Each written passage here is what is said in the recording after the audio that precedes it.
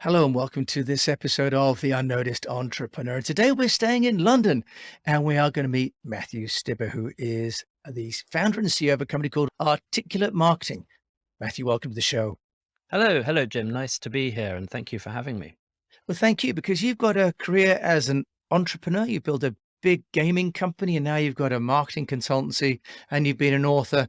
So tell us from your experience, how should entrepreneurs get noticed? Well, I think it starts by doing something interesting and different. What I would advise everybody to do if they want to be noticed is avoid being a round pebble. So if you are trying to be inoffensive and not alienate anyone and not say anything controversial or uninteresting for fear that you might lose a potential customer here or you might irritate somebody over there, that's a very bad place to be. In the words of a former editor of mine when I used to write for Wired magazine, she said, Matthew, if you want to write about everything for everybody, you're going to be a really lousy writer and you'll be competing with thousands of wannabe freelance journalists who want to write for Wired. Pick a thing you want to write about and be really good at that. And in my naivete and arrogance, I thought it would be great to write about business jets. So I spent several years flying in the back and sometimes in the front of some very fabulous jets. And sure enough, there aren't a lot of people who review business jets, and it was quite a nice gig for a while. Well, it sounds like a really great niche to pick, to be honest. Don't be a rounded Yeah, pebble. Sorry? business jet sounds like a really great niche. If you weren't a niche writer on cat or dog food, that would seem to be the other end of the spectrum. But you run a company called Articulate Marketing and you work with a lot of big companies. Can you give us some ideas of positioning, good and bad, that you've seen entrepreneurs and businesses make?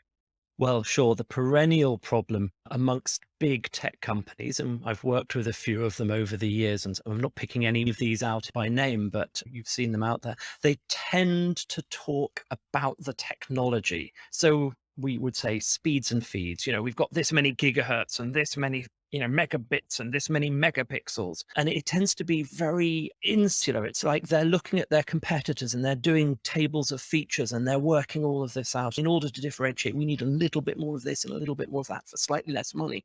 So, in the moment you step back from that and you start addressing and understanding your customers, your audience, perhaps is a better way of putting it, and their validated needs and their attitudes and their beliefs, and you talk to them, you can move towards a position of differentiation like Steve Jobs achieved for Apple, where he didn't put Dutch Dell HP 9742 XP. It's got more megabytes than those guys. He just had a picture of Miles Davis and think different, right? And he was appealing to deeply understanding his audience, which were creative, often solopreneurs, people had an eye for design. And that was enough of an audience, enough of a customer base for them to sell Apple computers and to turn that business around. Because remember, when he took over, the business was, practically going to go bust. So that's one way of positioning, right? To really get in touch with your audience and to find some emotional hook. There's a really interesting video by Sonia Marciano about enterprises and differentiation and branding. And she uses the example of Subaru. So in America, Subaru has this tremendous reputation for safety. And so people are buying it for various reasons. And they understand their audience and they understand who are buying it. In Europe, I drive a Volvo. Why? I'm interested in a safe, comfortable car, but safety is an important factor. So they found a thing that they can differentiate, they can tell a story around, but it's a story. They're telling you something that appeals to you emotionally and it's substantiated with the intellectual, with the data, with the evidence. It's not our Volvos have this steel and it's like, it's a safer car. So I think finding a way to emotionally connect with an audience is really important. And I sometimes use the analogy most IT companies are selling cold, dead fish, and Apple is selling sushi. Right. That's a wonderful analogy. When you think about how popular Apple is and how successful it is as a brand, world's, I think, most valuable brand, trades with maybe one or two petrol companies at the moment. Why is it though, Matthew, that everybody doesn't do this? Because it's not as though Apple is a new secret or Tesla. Why is it that so many companies, big and small, fail to find that emotional hook? Well, of course, Apple have been able to parlay that initial success into technological differentiation and product differentiation and lightness and thinness and processor power and other things. So, it's hard to say to a small business audience, be more like Apple, because, what experience do we have of running $1 trillion company? But other things that you can do at that early stage of, you haven't got the resources of a multinational, you can invest in the tone of voice. So if you look at Virgin Airlines, right, all airlines basically are functionally the same. You sit in a seat, you go from one place to another, you go from an airport, maybe the food's slightly better, there's slightly more choice of videos, you get an ice cream. Certainly in the back of the plane, there's almost no differentiation. So what does Virgin do? They have this incredibly cheeky, rather sexy, saucy sort of British seaside humor. And that sort of helps them differentiate. And I think that can be something that's accessible to any business. And in fact, from that, you can build a website that has this potentially shiny copy. You don't have to be cheeky. You can be very serious. If the rest of your competitors are rather frivolous, you can be serious. If everyone's zigging, you need to just zag. And if everyone has a website that's got pictures of, skyscrapers, you need a picture of something else on your website. So you need to find a way that just sound, look different. And maybe some people, you might need a little bit of help with that. You need to go and find an agency or an expert, help with the naming, help with the positioning, help with the visualization. But it doesn't have to cost megabucks, and you don't need to be a multinational to do those things. Right. And really just to perhaps unleash your creativity. And you have a concept, Matthew, called the magazine of you. And I know you've got a background as an editor and a journalist, but the magazine of you, is that something that you think every entrepreneur or company could have? I think it's possible, right? Years ago, I remember seeing a stand-up comedian talking about her craft, her art of stand-up comedy. And she said, as a comedian, your obvious is your truth. Your obvious is your talent. The thing that you know because you are an expert in your business, you're an expert in your field, whether it's installing swimming pools or sorting out IT problems or, going to Mars, right? So what you need to do is to think about the thing that you're obvious, and find a way to translate that, make that relevant, useful, and interesting to people who might buy your product. So you need to understand a little bit about them and their needs and their pain points and what keeps them awake at night and what they're excited about and what they think is interesting and what they don't think is interesting. So what on the one hand, what your audience is interested in on the other, and then the magazine of you is about how you communicate that and how you build that bridge. And for me, historically, that's been writing blog posts, because as you say, I'm a writer, I think, by typing, but it can be a podcast. It can be your Twitter stream if you're into that. It can be your Instagram stream if you like photography. The magazine of you is for your customers. It's about them and things they're interested in, but you are the originator of it. You are the author of it. And here's the business secret behind the magazine of you. If you can build the magazine of you, instead of renting advertising space in other people's magazines, literally if you buy advertising, or metaphorically if you're putting out paid adverts on Google or buying your way into somebody's Facebook stream, right? People will come to you because you've got something interesting to say. People will subscribe to your podcast, blog post, Twitter stream, LinkedIn messages, whatever the medium is. And then it's all you all the time, and you're not having to pay anybody for that, right? They're coming to you because you're saying something interesting. So the magazine of you, it has an advertising purpose, but it's to advertise you, and it's to introduce you and your thoughts and your ideas in the right context to the right people.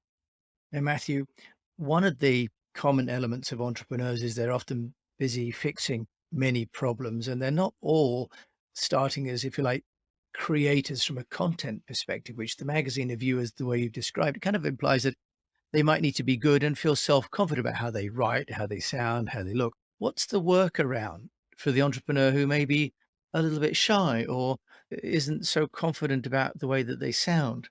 Because not everyone feels confident that way. So how can they do that? It's a really interesting thing. Obviously, I feel very comfortable writing, so writing is my medium. But I've heard from people, oh, I'm nervous about public speaking, so I don't want to do a webinar. But when I talk to them one-to-one, they're confident, they're fluent, they're expert, they're well-informed. So what's different? What's changed? It's the perception that they're being scrutinized and judged. the risk that they think they're going to alienate somebody or say something stupid or whatever, or be revealed perhaps for not being as expert as they see themselves. But the moment you say to yourself, I'm doing it for the audience, I'm trying to share something and I'm willing to take a little bit of a risk, I'm willing to be a little bit humble about it, I'm willing to be a bit vulnerable, right? The stakes can be lowered. And one of the things we do when we do webinars for our clients is we say, yeah, okay, maybe people are coming and maybe they aren't, but I'm going to be on the other end of this. I'm going to be recording. You just talk to me, right? Like we did in the rehearsal, like we did if I was a client in a coffee shop or in a meeting room. You'd be incredibly confident because you're an expert at what you do. Just tell me that stuff. And suddenly they feel completely fine about it. So I think if people can find a way of sort of end running around their own neuroses and anxieties, and if they can find a medium where they can feel comfortable and maybe a bit de-risked, and they get over the fear of saying something that might be dangerous or alienating, because basically when you start you've got an audience of none, so who are you offending? Anybody. And lastly, I think the critical thing I think here is time is often a factor, and the antidote to time and the pressure of time and the stress of it is to create a habit. So if you blog every day, if you're going to do, a LinkedIn thing every day, if you're going to do a Twitter thing every day, but frequency, commit to it, make it a real part of your routine. And I remember when I started blogging back in 2000 and whenever, I used to get up early in the morning, and the first thing I did every day was write my blog post for the day. I used to write a blog post every day for like week in, week out. And that's how that blog launched and became successful for me. Nowadays, maybe I'd be doing podcasting. There's a medium for everybody now. Yeah, and I think that's a really great point. There is a medium for everyone, and also that these are skills that can be learned and a confidence that can be built. That actually no one was just born into doing this. Everyone has had to learn it as a skill, as we would with many other things as an entrepreneur. Matthew, you've been an entrepreneur. You had a gaming company. Do you want to just tell us a little bit about the gaming company and also how you got that company noticed? Because that's often as interesting as the way that you give consulting now to clients. How did I get started at Intelligent Games? And how did you get Intelligent Games noticed? Did you build it to 70 people? Get noticed, yeah. Oh, going back in time for me. Somebody once asked me, have you been an entrepreneur your whole life? And I said, not yet. So how did I get Intelligent Games noticed? When I started it in the kitchen of my flat, the first place I lived in on my own when I left university. Well, I had done a couple of games when I was at university, but Intelligent Games is a proper business. And I hired a designer, and he used to come and work in the sitting room. So he would be designing things, and I'd be writing things in my study, and we'd be working in. So how did I get it noticed? At that time, printers meant a dot matrix printer. And it went, and it did little black and white things, and it looked really crappy. And Canon came out with a thing called a CLC-10. And it was a first inkjet printer you could buy, and it had a scanner on top and a color inkjet. You had to have this very shiny paper. You had to go and lease it from Canon. It was thousands of pounds, and it was the size of a fridge. Well, I went and got one. I leased one of these things, and I was able to use that with Richard's help doing the design and me writing the things. And I edited and I designed the Oxford University magazine for a couple of terms when I was at university. So I knew how to use desktop publishing. So I was able to use desktop publishing plus a color printer plus the amazing artwork of Richard Evans. And we produced game proposals that we then sent to publishers to say, hey, Maxis, we want to do Sim Rainforest, which eventually became Sim Isle. And we proposed another game for a naval war game, and we proposed another game about Wall Street. And anyway, these proposals went out, and it was just me, Richard, and our CLC-10. And the interesting thing there was, as a geek, I've always had that story in mind because there's always the next CLC-10. For some people, it might be podcasting, right? That probably is now mainstream, but there's another thing, another technology solution that if you find it and adopt it and you're an early user of that and it allows you to be different from everybody else, that can be incredibly powerful. And back when I started Bad Language, which is now the Articulate Marketing blog, blogs were quite uncommon, and blogging was the next CLC-10 for me. Well, that's really fantastic, though. I love that idea that you can take a new technology and use that in itself to differentiate your business, even if the business itself is not differentiated. And you talked also, Matthew, earlier on about, companies not doing that because of them building businesses and brands for the man in the mirror. Mhm. Matthew, explain what you mean by that little phrase. Well, the man, or shall we say the person in the mirror, tends to be the reflection or the mental thought process that I have acquired all this expertise. For example, in the world of articulate marketing, I have started a technology business and our clients are running these businesses with 20, 30, 50, 500 people. And the thing that helped them succeed was the mastery of some particular piece of technology, right? They were experts in Microsoft SharePoint adoption, or they were experts in data manipulation, data engineering, or whatever it was that got them there. So they get up in the morning and they think that person, you out there, the customer, probably think the same way I do, right? And you're interested in the things I'm interested in. And the things that got me to where I am in my career probably are the things that are motivating you. And therefore, if I talk about the stuff that I know about in my language and I package my products and services in my language, because you are like me, you will automatically understand and want them, right? But in reality, most people have their own thing they have to do. They've got their own problems. They're the expert in their own business or their own part of the operations of the company they work for. And they're not really spending a lot of time thinking about the thing you sell or your products or your services or your competitors. For example, if you need an IT support company, maybe once every 3 or 4 years, you might go out to tender and you might spend a couple of days as an owner manager thinking about IT support, right? It is not like the main thing in your life. And so you want an IT support company or you want a computer manufacturer or a car company to talk to you about your issues in your language when you're ready for it. Understand me as a customer. Don't tell me about you. And that way you can start the conversation and earn the trust and get into a relationship with a customer by talking about their issues in their language. And when they're ready, you can start saying, well, of course, this is what we can do for you. And this is how we can help. And this is why you can trust us. But you've earned the trust, you've earned the engagement long before that conversation, before you get to talk about your products and services. I divorced about 9, 10 years ago, and I was back on the dating scene rather unexpectedly. And I realized very quickly that if you go out on a date and you just talk about yourself all evening, the person you're with gets very bored very quickly and doesn't think you're that interesting or clever or worth seeing again. If you sit back and you ask them very nice questions and you learn more about them and what's going on in their world, they think you're fascinating at that point. So it's the same relationship, right? Talk to them about their issues in their language. And that's the antidote to the person or the man in the mirror problem, I think. Yeah, that's wonderful. They say more look through the window rather than looking in the mirror. And Matthew, what about yourself? Good analogy. I'm going to Okay, steal well, that. you just give me that inspiration there, Matthew. What about for yourself? Finally, articulate marketing. How are you getting that business noticed? Well, we're lucky because we have almost 20 years of blogging that has given us a very attractive SEO profile and backlink profile. So we get found a lot on Google for, questions like how do I improve my organic traffic, or should I hire a marketing agency or a marketing person? These sorts of traffic and contact generating blog posts. Increasingly, we're working in partnership with our clients and our vendors. So we're doing quite a lot of work with HubSpot at the moment, and they're working with them and supporting them also helps them support us and find us customers. When I started Articulate, I did quite a lot of live events. Microsoft used to let me use their meeting room in central London, and I used to host writing breakfasts, how to write about your business, how to do blogging.